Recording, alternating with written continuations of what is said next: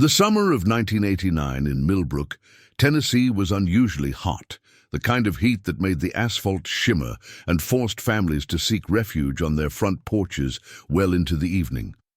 The Peterson family had just moved into their ranch-style home on Maple Drive, a quiet residential street where children's laughter echoed between the houses and neighbors knew each other's names. It was the kind of place where parents felt safe letting their kids play outside until the streetlights came on. On July 15, 1989, three little girls were playing in the Peterson family's backyard. 8-year-old Emma Peterson had invited her best friends over for what was supposed to be an ordinary Saturday afternoon.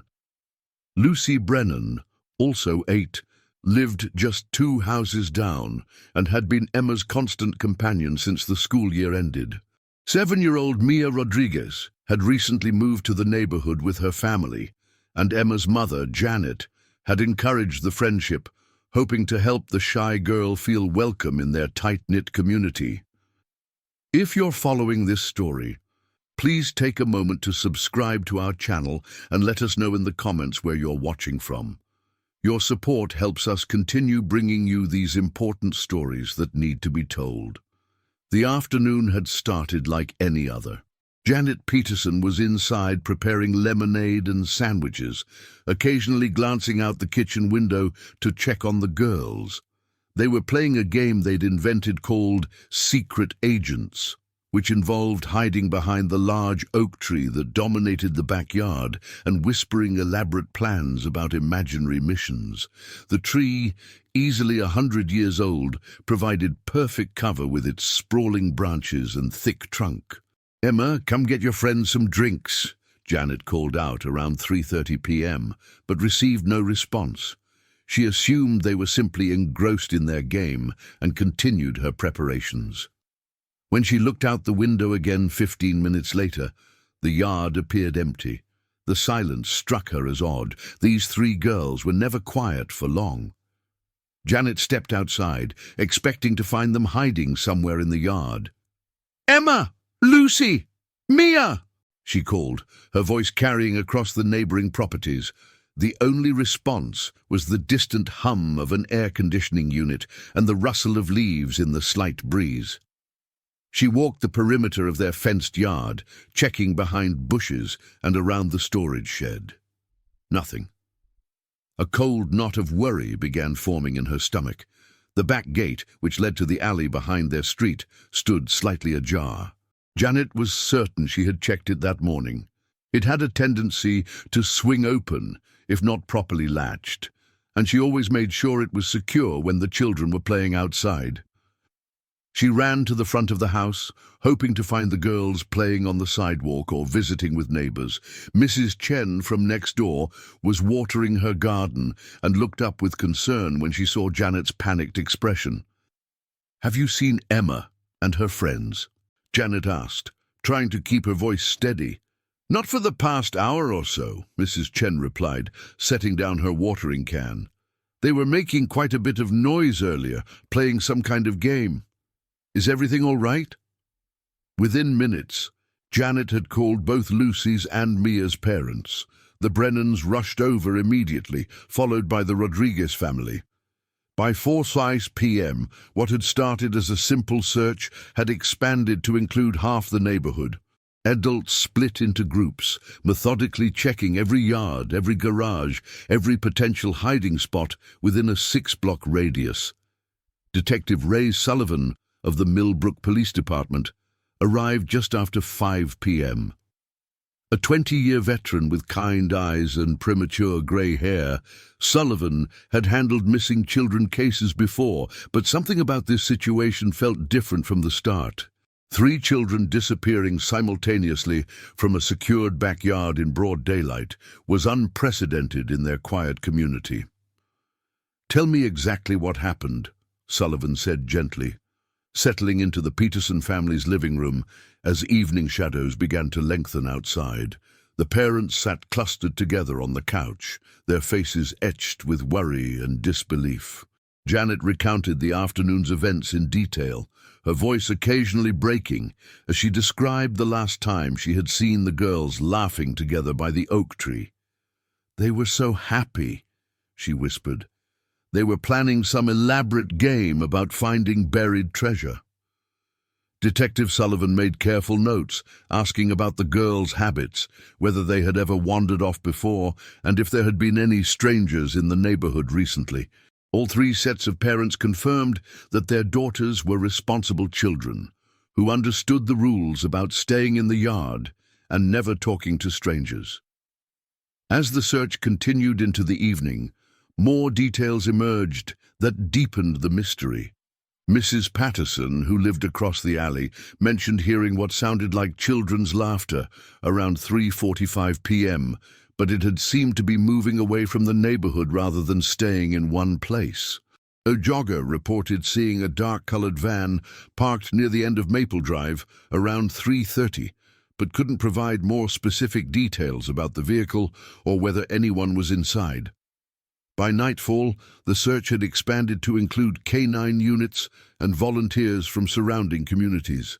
The dogs picked up the girl's scent near the back gate and followed it approximately 50 yards down the alley before losing the trail entirely, as if the children had simply vanished into thin air. The initial 48-hour window that law enforcement considers critical in missing persons cases passed with agonizing slowness. FBI agents arrived from Nashville, bringing additional resources and expertise in child abduction cases.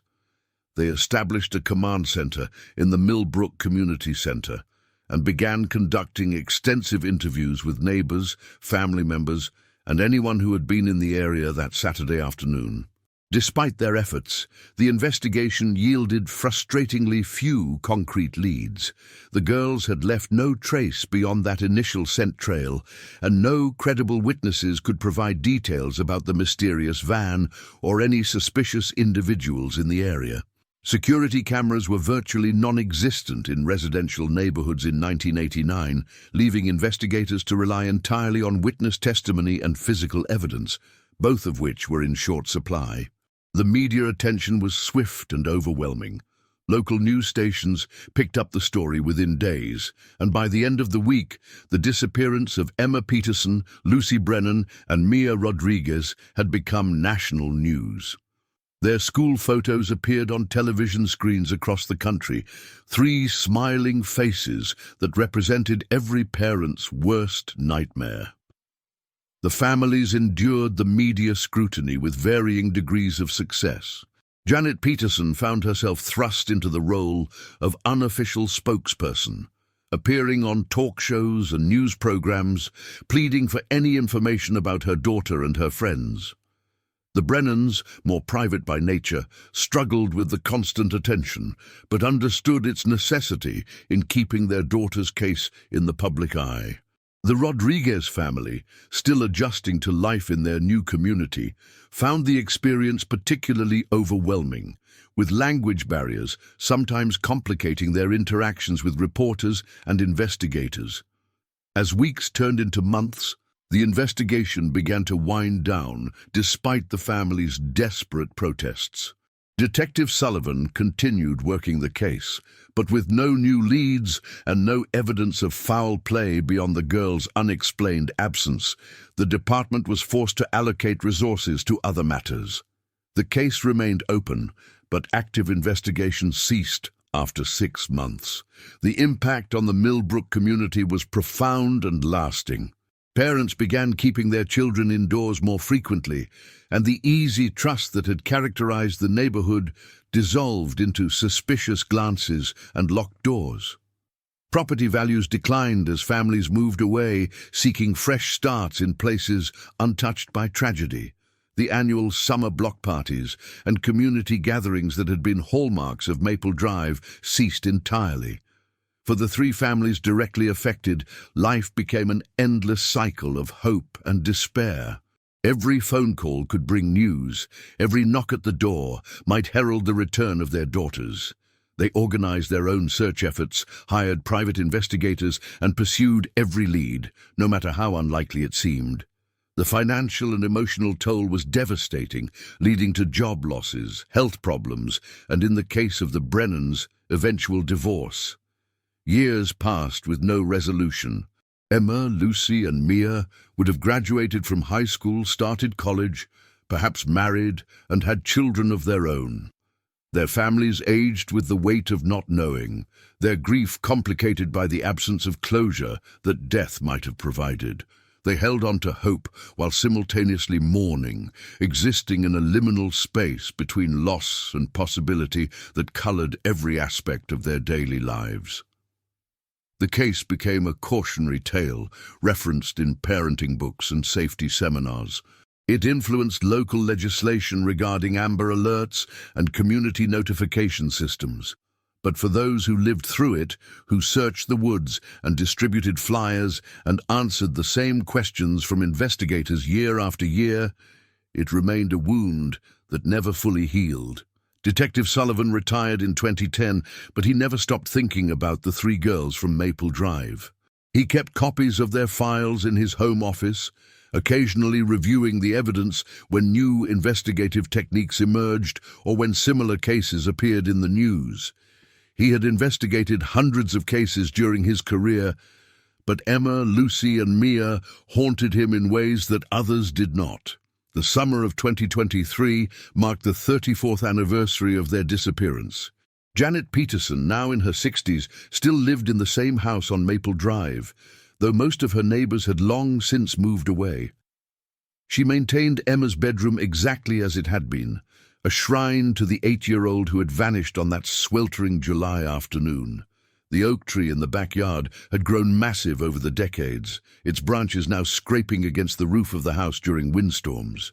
It was during the renovation of an old storage facility on the outskirts of Millbrook that summer that everything changed. The building, which had housed a small electronics repair shop in the 1980s and 1990s, was being converted into modern apartment units. Construction workers, clearing out debris from decades of abandonment, discovered a cardboard box tucked behind a loose panel in what had once been the shop's back room. Inside the box were dozens of cassette tapes, their labels handwritten in small, careful script. Most contained what appeared to be recordings of children's television shows and radio programs from the late 1980s. But 3 tapes, found at the bottom of the box, bore labels that made the construction foreman's blood run cold. Emma, Lucy, and Mia, with the date July 15, 1989, written beneath each name. The foreman immediately contacted the Millbrook Police Department. The tapes were turned over to Detective Maria Santos, who had inherited the cold case files when Sullivan retired. Santos, a meticulous investigator in her early 40s, had reviewed the case multiple times over the years, but had never found any new avenues to pursue. The discovery of the tapes represented the first concrete evidence to emerge in over 3 decades. The electronics repair shop had been owned by Harold Vance, a reclusive man in his 50s who had operated the business alone from 1985 until his death in 1994. Vance had lived in a small apartment above the shop and had no known family or close friends. When he died of a heart attack, the building's ownership had passed to a distant cousin who lived out of state and had simply boarded it up rather than deal with the expense of clearing it out. Detective Santos began researching Vance's background, discovering that he had moved to Millbrook in 1983 from Memphis, where he had worked for a larger electronics company. His employment records showed no criminal history, and none of the neighbors from 1989 remembered anything particularly suspicious about him. The shop had been located approximately 2 miles from Maple Drive, close enough to be within the search radius that had been established after the girls disappeared, but far enough away that it might not have received the intensive scrutiny that closer locations had undergone. The task of listening to the tapes fell to Santos and FBI agent Karen Walsh, who had been called in due to the federal jurisdiction over child abduction cases. They set up equipment in a secure room at the police station, both women steeling themselves for what they might hear. The first tape, labeled Emma, contained 47 minutes of audio that would forever change their understanding of what had happened on July 15th, 1989. The recording began with the sound of a door opening and closing, followed by muffled voices and what sounded like children crying. Then, clearly audible despite the poor audio quality, came Emma Peterson's voice, frightened but trying to sound brave. "Please, we want to go home. Our parents are looking for us." An adult male voice, distorted and difficult to identify, responded, "You're going to be here for a while. You need to be good girls and do exactly what I say." The conversation continued for several minutes, with the man asking the girls their names, ages, and details about their families. Emma, Lucy, and Mia answered his questions, their voices small and scared but compliant. The remainder of the tape consisted primarily of the girls talking among themselves, trying to comfort each other and make plans for escape. They described being in a small, dark room with no windows, and mentioned hearing the man working on something that made electronic humming sounds. Lucy could be heard crying for her mother, while Mia, the youngest, asked repeatedly when they could go home. The second and third tapes, recorded on subsequent days, based on the girls' references to sleeping and being given food, showed a gradual deterioration in their emotional state. They talked less and cried more. Emma, as the oldest, tried to maintain hope and keep the others calm, but her own fear was increasingly evident in her voice. The final tape, labeled Mia, but apparently recorded several days after their abduction, was the most disturbing.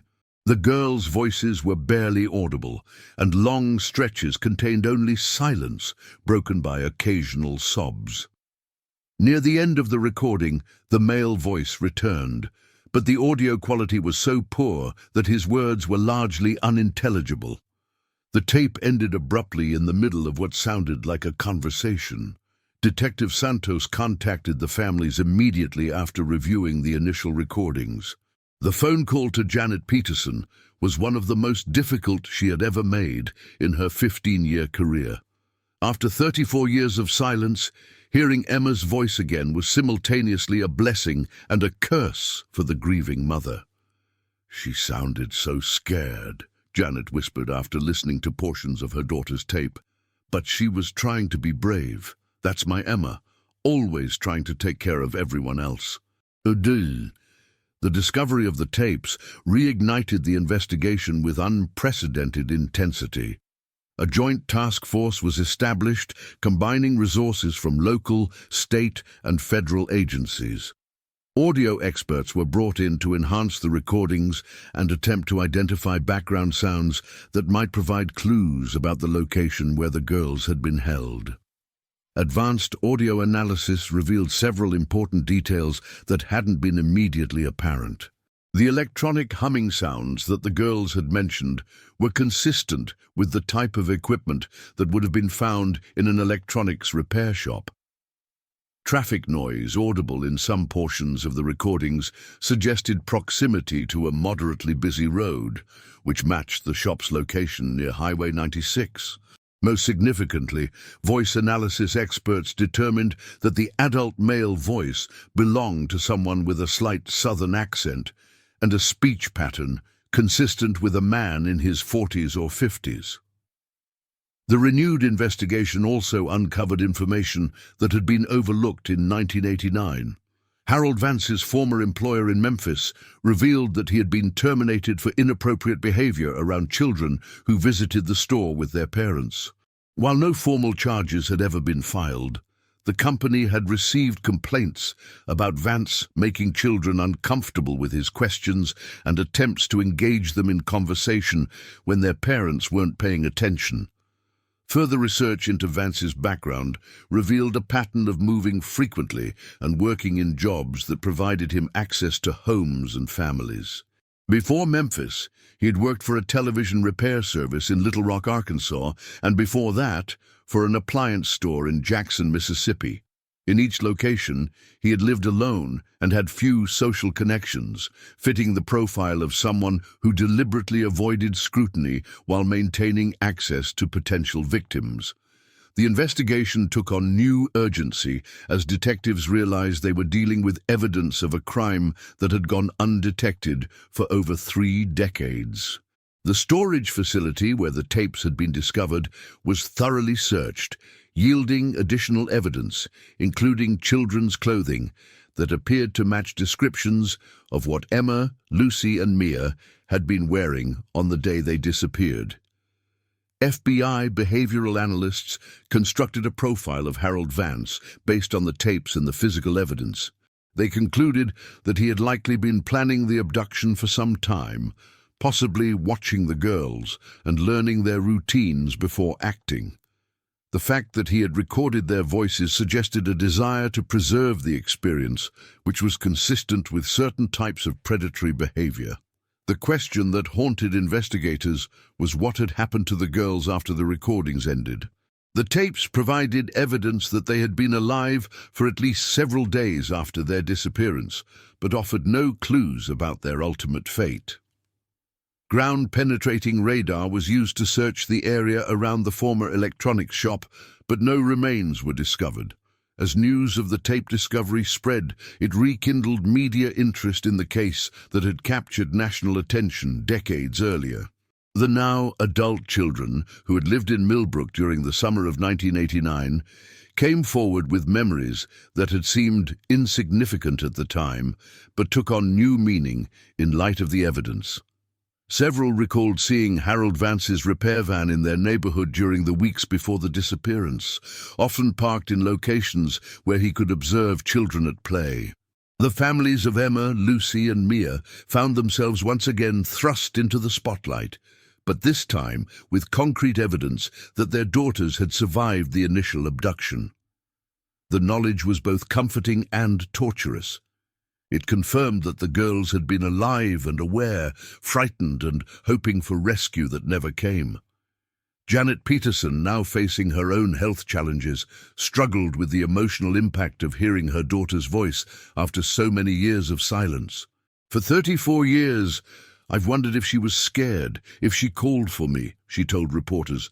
"Now I know she was brave until the end. She was trying to take care of her friends, even when she needed taking care of herself." The investigation into Harold Vance's activities expanded beyond Millbrook, as authorities sought to determine if he had been responsible for other disappearances. Cold case files from Arkansas, Mississippi, and other states where he had lived were reopened and re-examined. While no direct connections were established, several cases shared similarities that warranted further investigation. The electronics equipment found in Vance's former shop was subjected to forensic analysis, revealing traces of DNA that matched samples provided by the families of the 3 girls. This physical evidence, combined with the audio recordings, provided prosecutors with what they believed would have been sufficient evidence to charge Vance with kidnapping if he had still been alive. The discovery also prompted changes in how missing children cases were handled in Tennessee and other states. The fact that crucial evidence had remained hidden for over 3 decades highlighted the importance of thoroughly searching all properties within expanded radius areas around disappearance sites, not just the most obvious locations. For the Millbrook community, the revelation about Harold Vance brought a mixture of relief and renewed grief. The knowledge that the perpetrator was dead provided some measure of closure, but it also meant that many questions would forever remain unanswered. Parents who had lived with guilt about not protecting the 3 girls found some comfort in learning that they had been dealing with a predator who had planned his crime carefully and exploited their community's trust. The summer of 2024 marked 35 years since Emma, Lucy, and Mia had vanished from the backyard on Maple Drive. Their families, now united by decades of shared grief and the recent discovery of the tapes, organized a memorial service in the Millbrook Community Center. The same building that had served as the command center for the initial search now hosted a celebration of 3 young lives cut short and a community's refusal to forget. Detective Sullivan, now in his 70s, but still sharp and dedicated, attended the service. He had spent months working with current investigators to review every aspect of the original case in light of the new evidence. While he found some comfort in finally understanding what had happened to the girls, he struggled with the knowledge that Harold Vance had been operating his business just miles from the search command center, while investigators had focused their efforts elsewhere. "We did everything we could with the resources and knowledge we had at the time," Sullivan reflected during his remarks at the memorial service. "But these girls deserved justice, and their families deserved answers. The fact that we're only getting those answers now is something I'll carry with me for the rest of my life."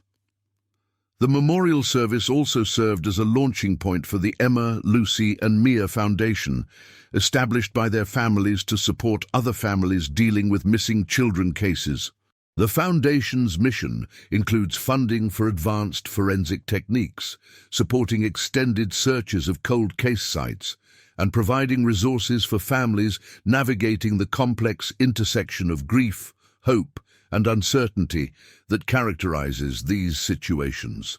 As the investigation officially concluded in early 2024, the three families found themselves facing a new chapter in their decades-long journey through loss and uncertainty. The tapes had provided answers to some questions while raising others that would never be resolved. They knew now that their daughters had been together in their final days, drawing strength from their friendship, even in the face of unimaginable fear. The oak tree in the Peterson family's backyard continues to grow, its branches now extending far beyond the property line, where three little girls once played on a summer afternoon in 1989.